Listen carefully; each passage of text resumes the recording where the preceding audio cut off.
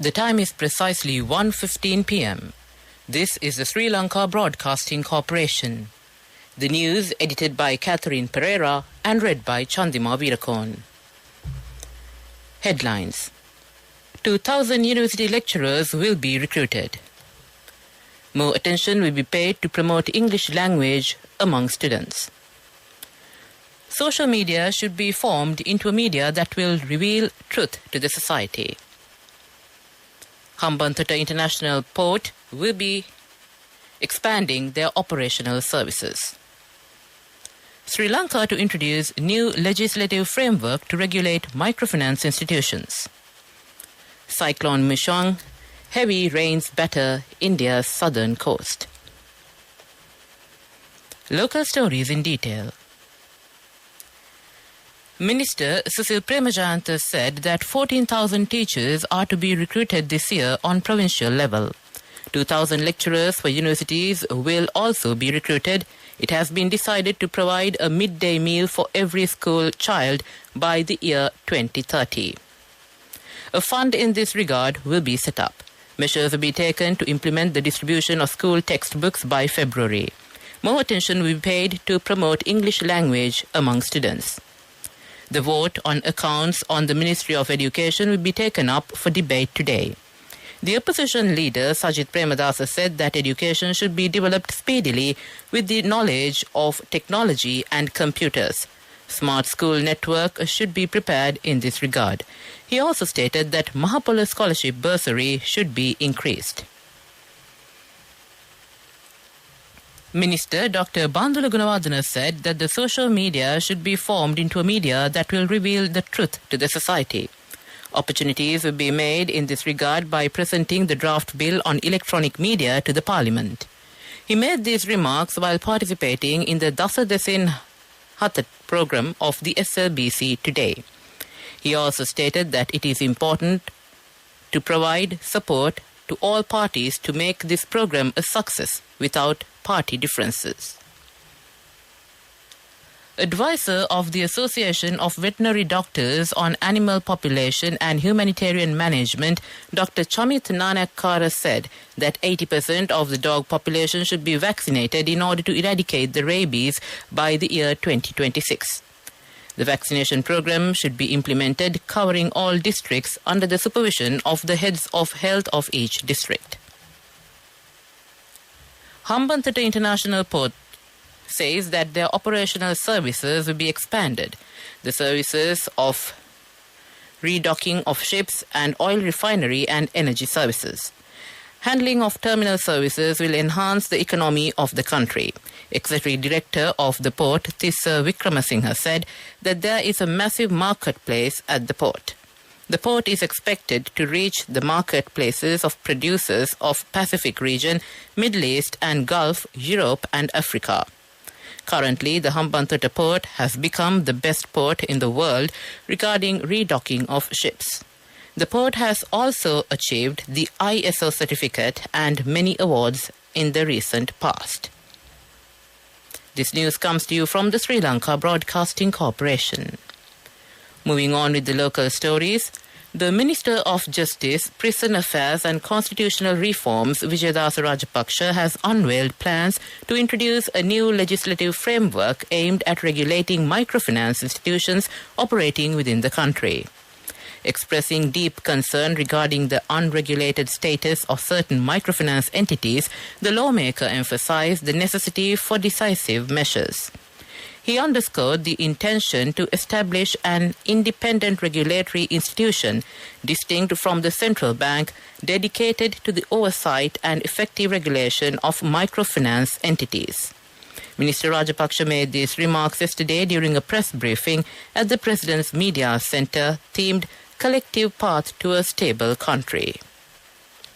To conclude the local news, the headlines again. 2,000 university lecturers will be recruited. More attention will be paid to promote English language among students. Social media should be formed into a media that will reveal the truth to the society. Hambantota International Port will expand their operational services. Sri Lanka to introduce new legislative framework to regulate microfinance institutions. That ends the local news for now. The main news story is brought to you by Sinhala Mahatma. On the main news story, a report prepared by the Department of Agriculture has pointed out that kiri ala sweet potatoes and manioc have not been imported during the past 3 years. A parliamentarian has made accusations in Parliament that $295 million has been allocated to import these crops and fruits last year. Therefore, Minister Mahinda Amaravira has given advice to the relevant officials to provide a report in this regard after looking into this statement. According to the data of the customs, it has been confirmed that these crops have been exported during the relevant 3 years. That came to you in the main news story. The main news story was brought to you by Sinhala Mahatma. Moving on to Watchlight, the road from Hambantota to Suryavava of the Rangiri Gama village is at severe dilapidated condition. The residents have requested the relevant authorities to take speedy measures to develop this road. This is for the attention of the Divisional Secretary of Hambantota. That came to you in Watchlight. Moving on to the world news, the headlines.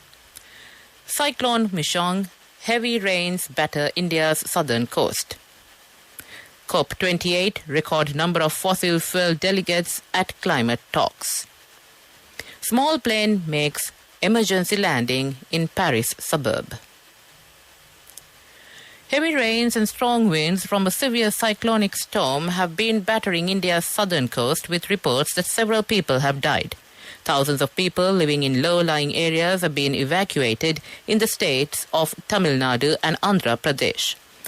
Many residential areas of the city of Chennai have been flooded, with cars swept away and trees uprooted. Chennai Airport, one of the busiest in India, shut down its operations yesterday. Police in Chennai said that 6 people had been killed. The causes of death included falling structures and electrocution. 2 people were killed when rain caused a wall to collapse in the city of Chengalpattu, the Reuters news agency reported. The number of delegates at this year's UN climate talks who are also linked to fossil fuel producers has quadrupled since last year, campaigners say. Around 2,400 people connected to the coal, oil and gas industries have been registered for the COP28 climate talks. This record number is more than the total attendees from the 10 countries most vulnerable to climate change. The jump is partly due to registration changes, with attendees now required to be open about their employment. The analysis was carried out by a coalition of green groups opposed to the presence of delegates linked to coal, oil and gas at the talks. A small twin-engine plane has been forced to make an emergency landing in a southern Paris suburb. The 3 people on board were taken to hospital requiring urgent attention, but their injuries were not considered life-threatening, officials said. No one else was injured in the incident. The aircraft landed in a residential area in Paris after an engine failure, according to France's Transport Minister Clement Beaune. The 3 people on board were a flying instructor in his 80s and 2 passengers in their late 20s, according to local media reports. The plane began its emergency landing on a road before crashing against the wall of an apartment building. To conclude the world news, the headlines. Cyclone Mishong, heavy rains batter India's southern coast. COP28, record number of fossil fuel delegates at climate talks. Small plane makes emergency landing in Paris suburb. That came to you in the world news. We move on with the development news. The Minister of Agriculture and Plantation Industry, Mahinda Amaravira, said that the financial management success of the Department of Agrarian Development in spending the money allocated by the government for the year 2023 for the related projects is 100%. In the year 2023, the government has allocated 3,000 million rupees through the budget for many projects such as renovation of small tank systems and provision of parachute discs to farmers. That came to you in the development news.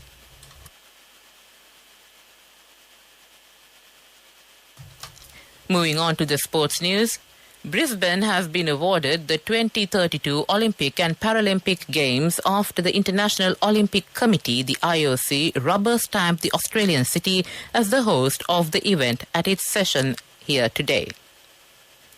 IOC President Thomas Bach, the Queensland Premier Anastasia signed the host city contract for the 2032 Games, formalizing a decision which had become apparent when the city was installed as the preferred candidate in February. That came to you in sports news. Go ekakiyana youth ekata life eke change ekata niyameta set wenna as wahagena dagapuina habe karanna youth ekata niyameta set wenna friendship ekamenna. The all-new NSB Ithru account, NSB I Am, a plan for your dreams. Business News, sponsored by National Savings Bank, the safest place for your money. And on the business news, marking the country's first attempt into transparent solar panel technology, Haley Solar announces its attempt to leverage agrivoltaic technology to support agriculture. Funded by the Asian Development Bank and in collaboration with the University of Peradeniya, this innovative initiative is set to reshape the clean energy landscape while offering unprecedented support to the underprivileged tea estate community. That came to you in Business News. Business News, sponsored by National Savings Bank, the safest place for your money. Go ekakiyana youth ekata life eke change ekata niyameta set wenna as wahagena dagapuina habe karanna youth ekata niyameta set wenna friendship ekamenna. The all-new NSB Ithru account, NSB I Am, a plan for your dream. And now in economic news. Export of mango is being carried out in the Youth Agro-Entrepreneur Village in the Hambantota district. EJC variety of mango has been selected for the exportation. The youth generation and many areas in the district are being engaged in this industry. The Ministry of Agriculture will spend 3 million rupees in this regard. That came to you in economic news. And finally, we take a look at the weather report. The severe cyclonic storm Migjom over West Central Bay of Bengal was located near latitude 15.2 degrees north and longitude 80.3 degrees east at 8:30 hours of the 5th of December, about 615 kilometers north of Jaffna. The system is likely to move northwards and cross South Andhra Pradesh coast around 14:30 hours today, the 5th of December. Hence, the effect on the weather over the island by the severe cyclonic storm Meghjom is gradually decreasing. Several spells of showers can be expected in Western Province and in Gaul and Mathura districts. Showers or thunder showers will occur at several places in Sabragamua, Central, Eastern and Uva provinces after 2 p.m. Misty conditions can be expected in Sabragamua, Central and Uva provinces during the morning. That ends the weather report. And to conclude this bulletin of news, the headlines again. 2,000 university lecturers will be recruited. More attention will be paid to promote English language among students. Social media should be formed into a media that will reveal the truth to the society. Hambantota International Port will expand their operational services. Sri Lanka to introduce new legislative framework to regulate microfinance institutions. Cyclone Mishong, heavy rains batter India's southern coast. With that, we conclude this bulletin of news from the Sri Lanka Broadcasting Corporation. Over to you, Victor.